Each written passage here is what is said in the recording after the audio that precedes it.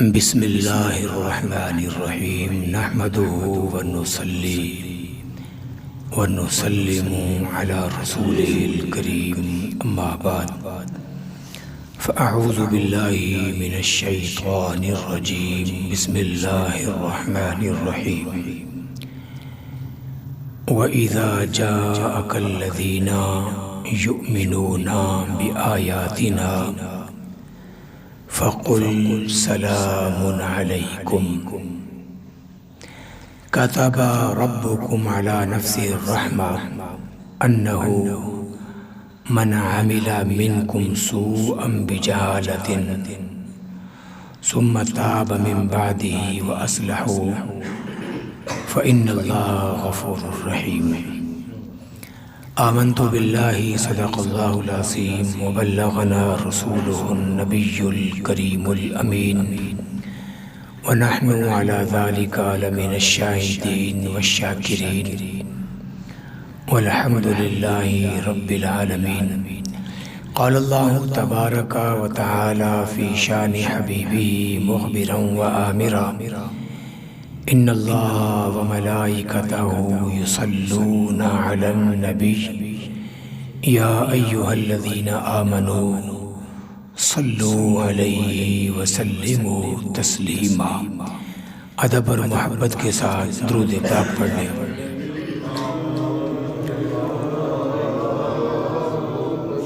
رسول اللہ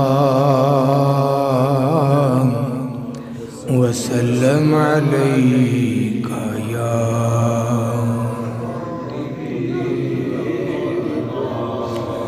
پڑھیے صلی اللہ علیک یا رسول اللہ وسلم علیک یا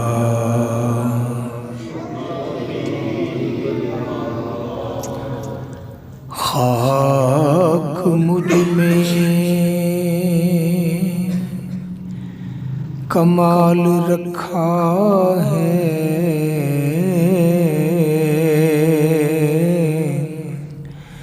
ان کے ٹکڑوں نے پال رکھا ہے،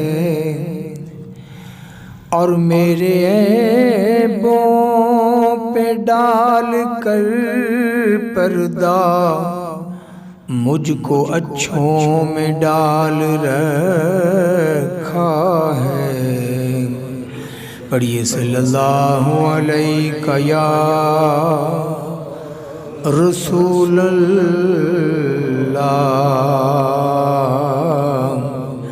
وسلم علیہ یا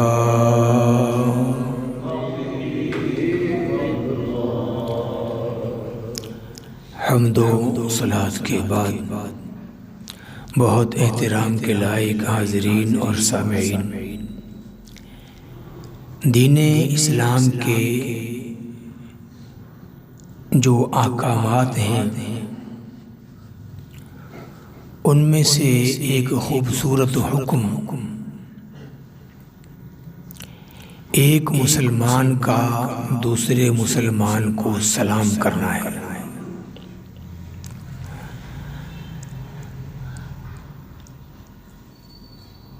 جب بھی کوئی مسلمان اپنے مسلمان بھائی سے ملے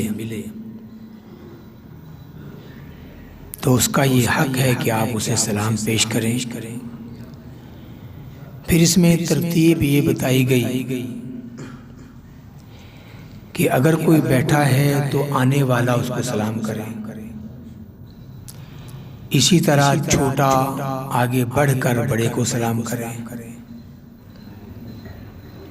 حتیٰ کہ آپ کسی قبرستان میں سے جو مسلمانوں کا قبرستان ہو، غیر مسلموں کا نہیں، مسلمانوں کے قبرستان میں سے گزرتے ہیں تو قبرستان والوں کو بھی سلام کریں۔ آپ گھر سے باہر سے آئے ہیں اور گھر میں داخل ہوئے ہیں تو آنے کے بعد پہلا کام گھر والوں کو سلام کریں۔ ہمارے ہاں اسے بھی ایک اپنی انا کا مسئلہ بنا کر ہم بہت بڑی نیکی سے محروم ہو جاتے ہیں۔ مثال کے طور پر معاشرے میں کوئی بڑا آدمی ہے، اللہ نے اسے چودھر عطا فرمائی ہے، تو وہ اپنے سے کمتر درجے والے کو سلام کرنا اپنی شان کے خلاف سمجھتا ہے۔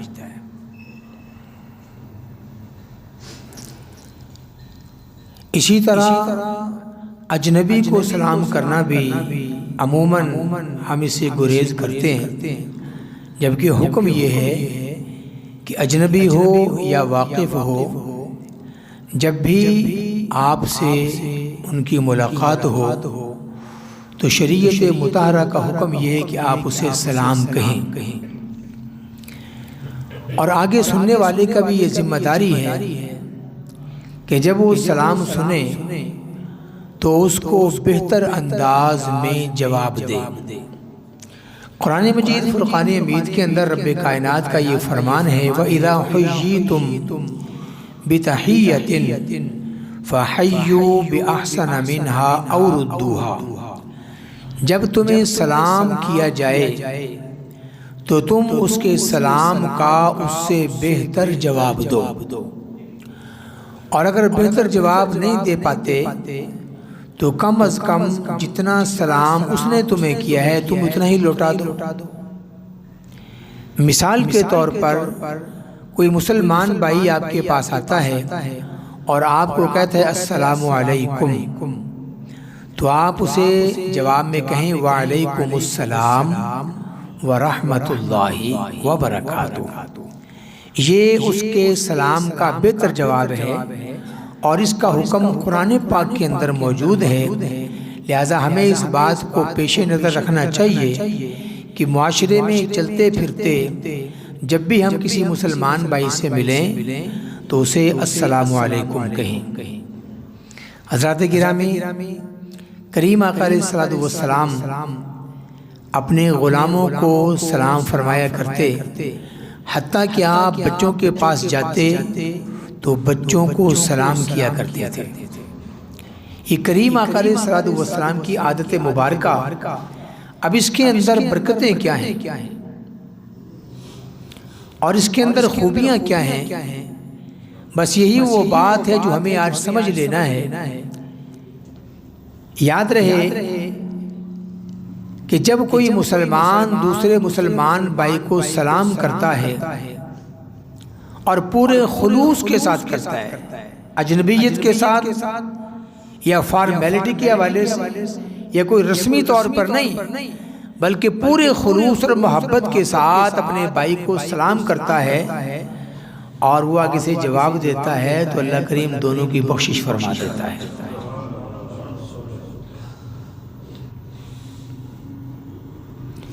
معاشرتی اعتبار سے اس کی بے شمار خوبیاں ہیں۔ معاشرے میں سب سے بڑا مسئلہ امن کے قیام کا ہے، محبت کے فروغ کا ہے۔ اب اس کے لیے بہت سے جتن کیے جاتے ہیں، بہت سے کام کیے جاتے ہیں، لیکن خاطر خواہ نتیجہ نہیں نکلتا۔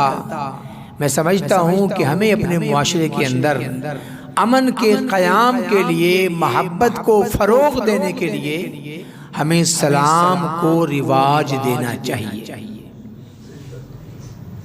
سلام کو رواج دینا چاہیے۔ سلام ایک تو دعا ہے جو آپ دوسرے بھائی کو دے رہے ہیں، اور سلام کا دوسرا معنی یہ ہے کہ یہ اعلان بھی ہے کہ دیکھو میری جانب سے تمہارے جان کو، مال کو، عزت و آبرو کو کوئی نقصان نہیں پہنچ سکتا۔ گویا آپ یہ اعلان کر رہے ہیں، اسے ضمانت فراہم کر رہے ہیں کہ میں یہ اعلان کرتا ہوں کہ میری طرف سے تمہیں کوئی نقصان نہیں پہنچے گا۔ تو سلام کے دو معنی ہوئے، ایک تو یہ ظاہری معنی جو بظاہر محدود معنوں میں ہے، لیکن اس کا حقیقی معنی یہ ہے کہ حقیقت میں انسان اس بات کا اعلان کر رہا ہوتا ہے، ایک دوسرے بھائی کو اس بات کو محسوس کروا رہا ہوتا ہے اور اس کو یقین دہانی کروا رہا ہوتا ہے کہ میری طرف سے نہ تمہاری جان کو کوئی نقصان پہنچے گا، نہ مال کو نقصان پہنچے گا، نہ عزت و آبرو کو نقصان پہنچے گا، بلکہ میری طرف سے تم امن میں ہو۔ یہ وہ یقین دہانی ہے جو دنیا کا کوئی اور مذہب فراہم نہیں کرتا اپنے ماننے والوں۔ کریم آقا علیہ السلام کا فرمان عالی شان، جس کا مفہوم یہ ہے کہ لوگوں جب تک ایمان نہ لاؤ گے جنت میں داخل نہیں ہو سکتے، اور جب تک آپس میں محبت نہیں کرو گے تم ایمان والے نہیں بن سکتے۔ تو پھر کریم آقا علیہ السلام نے وہ طریقہ ارشاد فرمایا، اور ارشاد فرمایا کہ اگر تم یہ طریقہ اختیار کر لو، اس کو اپنے معاشرے میں چلن کے اندر شامل کر لو اور اسے اپنی زندگی کا حصہ بنا لو، تو پھر تمہارے اندر آپس میں محبت پیدا ہو جائے گی۔ یا رسول اللہ صلی اللہ علیہ وسلم وہ کون سا طریقہ ہے میرے آقا ہم سب کے ماں باپ آپ پہ قربان، کہ جسے اپنا کر معاشرے میں محبت کو قائم کیا جا سکتا ہے اور اس کے نتیجے میں ہم ایمان والے بن سکتے ہیں؟ حضور نے فرمایا افشوا السلام بینکم، اپنے درمیان سلام کرنے کو رواج دو۔ اب میں نے عرض کیا کہ سلام کا ایک معنی تو یہ ہے، اور ظاہری معنی قریبی معنی کہ انسان دوسرے کو سلامتی کی فقط دعائیں دے دے، اور اس کا وسیع تر معنی یہ ہے کہ انسان دوسرے کو اس بات کو محسوس کروا دے اور یقین دلا دے کہ دیکھو میں تمہارا خیر خواہ ہوں، میں تمہارا مخلص ہوں، میری جانب سے تمہیں کسی قسم کا کوئی نقصان نہیں پہنچ سکتا۔ یہ سلام کا وسیع تر معنی ہے جو عموماً ہمارے ذہنوں میں نہیں آتا۔ ہم سمجھتے سلام کرو، فارمیلٹی پوری کر لو اور اس کے بعد چلے جاؤ، نہیں، سلام کا وسیع ترین مفہوم ہمارے ذہن میں ہونا چاہیے۔ عزیزان گرامی، کریم آقا علیہ السلام کی بارگاہ بڑی عظیم بارگاہ ہے، اور آپ کے صحابہ اس عمل کو اپنائے ہوئے تھے۔ جب بھی کریم آقا علیہ السلام کا ایک غلام، ایک صحابی اپنے دوسرے بھائی سے ملتا تو وہ نبی پاک علیہ السلام کی سنت کو ادا کرتے ہوئے سلام کیا کرتا تھا۔ کریم آقا علیہ السلام کا وصال ہوا، حضرت سیدنا صدیق اکبر آپ مسند خلافت پہ آئے اور خلافت کی ذمہ داریاں آپ پہ آئیں۔ صحابہ کرام کو بڑا غم لاحق ہوا اور بڑے صدمے کے اندر ہیں، اور صدمہ بھی ایسا ہے کہ کسی کو اپنے حال کی بھی خبر نہیں۔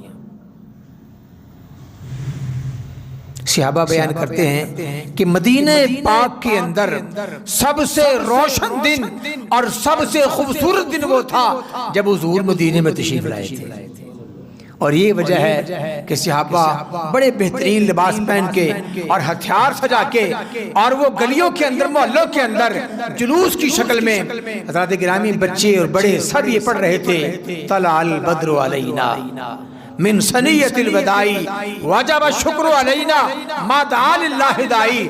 صحابہ بیان کرتے ہیں، حدیث پاک کے اندر آتا ہے کہ مدینہ پاک کے اندر سب سے خوبصورت دن اور سب سے روشن دن اور سب سے زیادہ برکت دینے والا دن وہ تھا جب حضور مدینے میں تشریف لائے تھے۔ اللہ اکبر، اللہ اکبر۔ اگر حضور کا مدینے میں آنا باعث برکت ہو سکتا ہے، سوچنے والی بات ہے۔ آپ کے ذہن کو جوڑنا چاہتا ہوں، اگر حضور کا مکے سے چل کر مدینے میں آنا مدینے والوں کے لیے باعث برکت ہو سکتا ہے اور وہ دن سب سے خوبصورت ہو سکتا ہے، تو پھر کائنات والوں کے لیے حضور کا دنیا میں آنا وہ دن سب سے خوبصورت کیوں نہیں ہو سکتا بھائی؟ کیا خیال آپ کا؟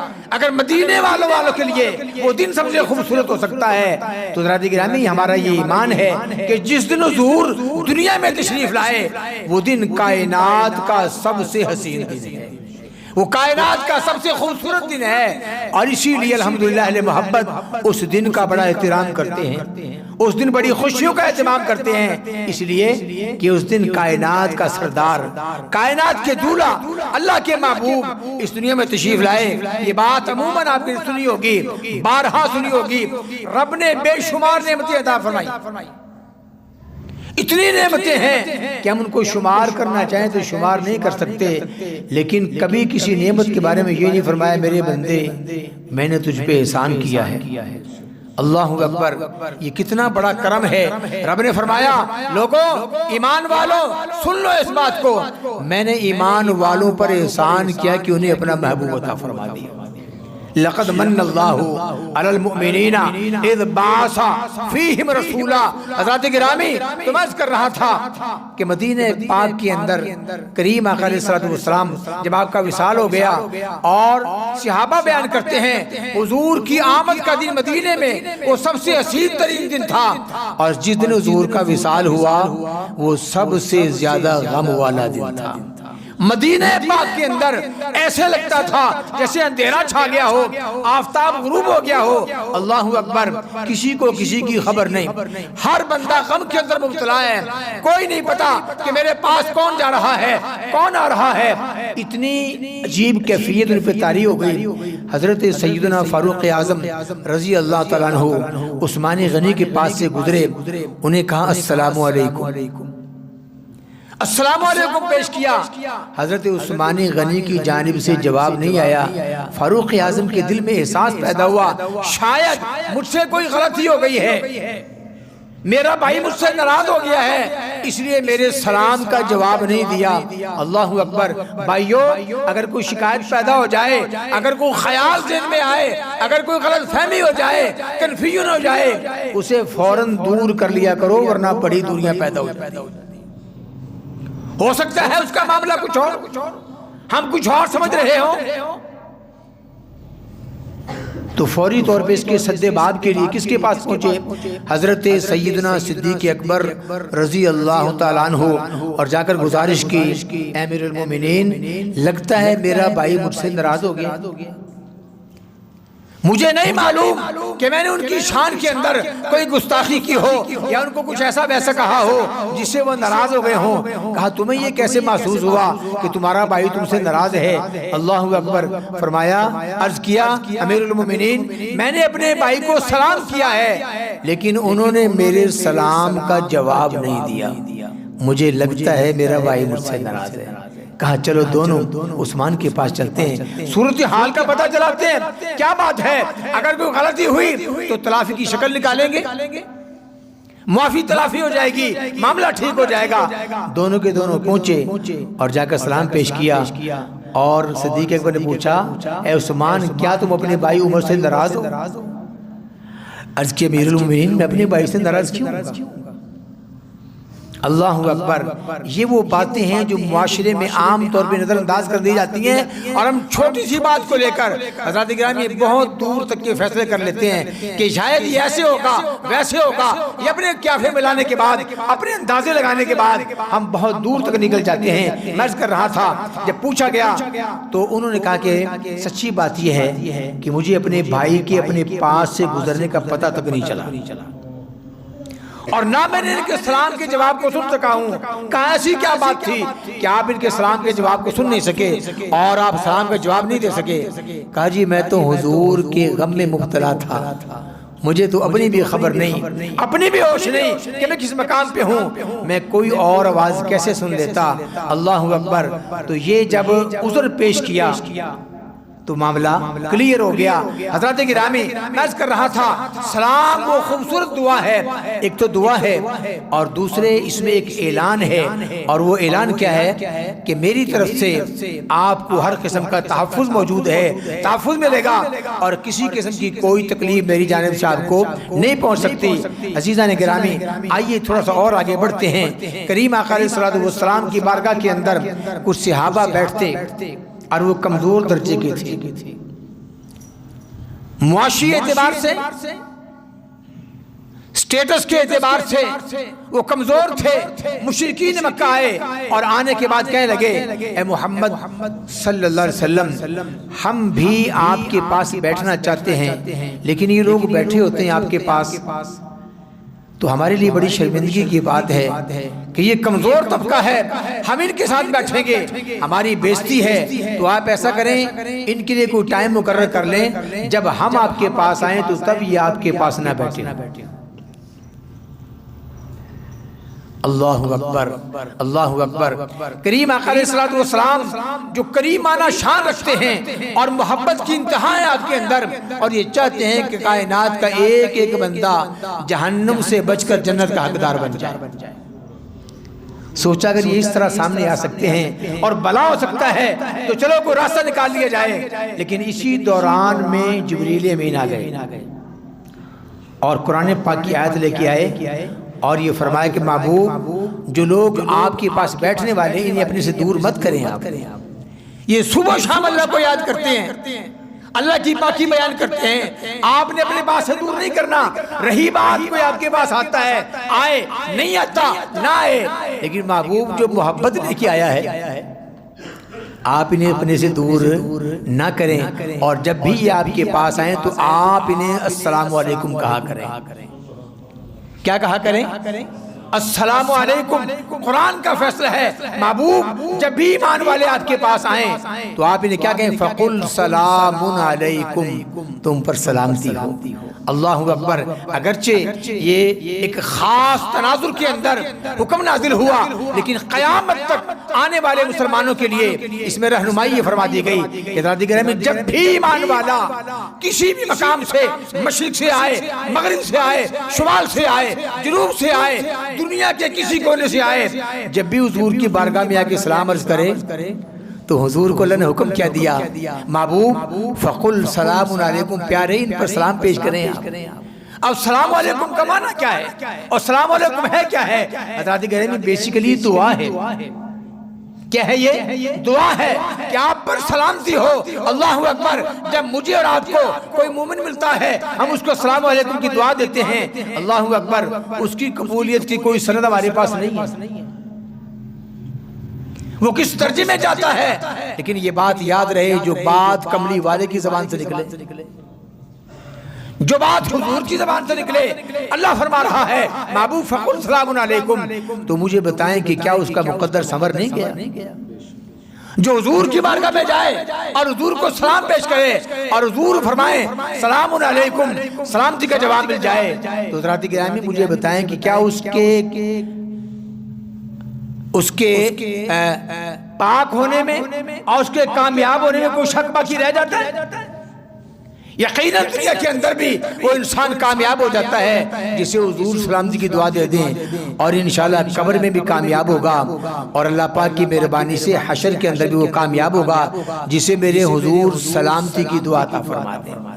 عزیزان گرامی، بہت سارے ہمارے دوست الحمدللہ حضور کی بارگاہ میں حاضری کا شرف حاصل کر چکے ہیں، اور بہت سوں کے دل کے اندر یہ بات مچل رہی ہے، اللہ پاک ہمیں بھی موقع عطا فرما دے، توفیق مل جائے ہم بھی اس کی بارگاہ میں حاضر ہو جائیں۔ تو حضرات گرامی یاد رکھیں، اس کا بہترین طریقہ یہ ہے آپ کثرت کے ساتھ درود پاک پڑھنے کو اپنا وظیفہ بنا لیں، یقین مانیے راستے کھلتے چلے جائیں گے۔ کثرت کے ساتھ حضور کی بارگاہ کے اندر درود پڑھنا اور اس کے ساتھ فرائض کا اہتمام کرنا، حضرات گرامی یہ اپنا وظیفہ بنا لیں، راستے کھل جائیں گے، یقین مانیے اللہ پاک کی کرم نوازی ہو جائے گی۔ حدیث پاک میں آتا ہے حضور فرماتے ہیں دو باتیں نصیب سنور جانے کے لیے، ایک تو یہ کہ حضور کی دعائیں اسے نصیب ہوتی ہیں جو حضور کی بارگاہ میں حاضر ہوتا ہے، اور دوسرا یہ کہ سرکار نے فرمایا من زار قبری وجبت لہ شفاعتی، جس نے میری قبر کی زیارت کر لی اس کے لیے میری شفاعت واجب ہو گئی، اس کے لیے میری شفاعت واجب ہو گئی۔ اب یہ فرمان رسول ہے اور یہ فرمان رسول حضور کی زبان سے نکلا ہے، تو حضرات گرامی ایسے انسان کی کامیابی یقینی ہو جاتی ہے جو بارگاہ رسالت آپ صلی اللہ علیہ وسلم کے اندر اپنی حاضری لگوا دیتا ہے۔ میں عرض کر رہا تھا درود و سلام پڑھنا اپنا وظیفہ بنا لیجئے، اس لیے کہ حضور کی بارگاہ سے کرم پھر ہوتا ہے جب انسان مسلسل یاد کرتا ہے تو کریم آقا علیہ السلام شفقت فرماتے ہیں۔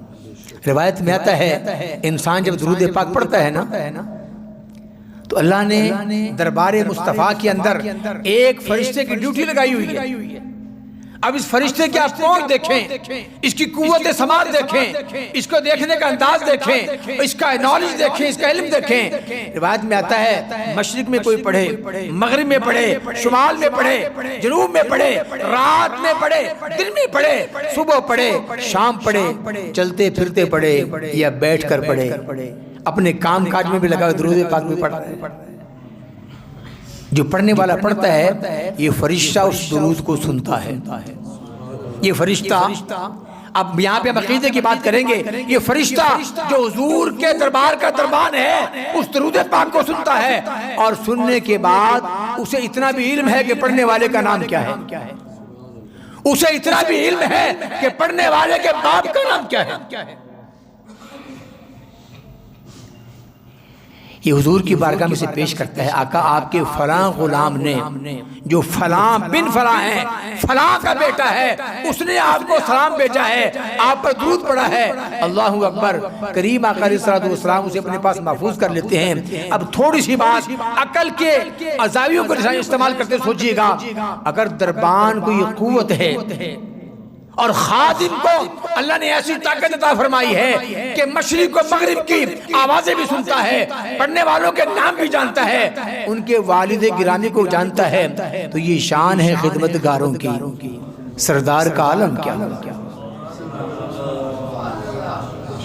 ہم بات لے کر چلے تھے، سلام کو رواج دیجئے، جب بھی آپ ایک دوسرے سے ملیں، گھر میں جائیں، باہر جائیں، جس مکان پہ جائیں، اپنے مسلمان بھائی کو سلام کرنا اپنی عادت بنائیے۔ یقین مانیے معاشرے سے بد امنی کا خاتمہ ہوگا، نفرتیں ختم ہوگی، محبتیں فروغ پائیں گی، اور معاشرہ قریب سے قریب ہوتا چلا جائے گا۔ اللہ پاک کی بارگاہ میں دعا ہے رب کائنات ہم سب کو مدینہ پاک کی بعد اب حاضری نصیب فرمائے۔ وآخر دعوایا ان الحمدللہ رب العالمین۔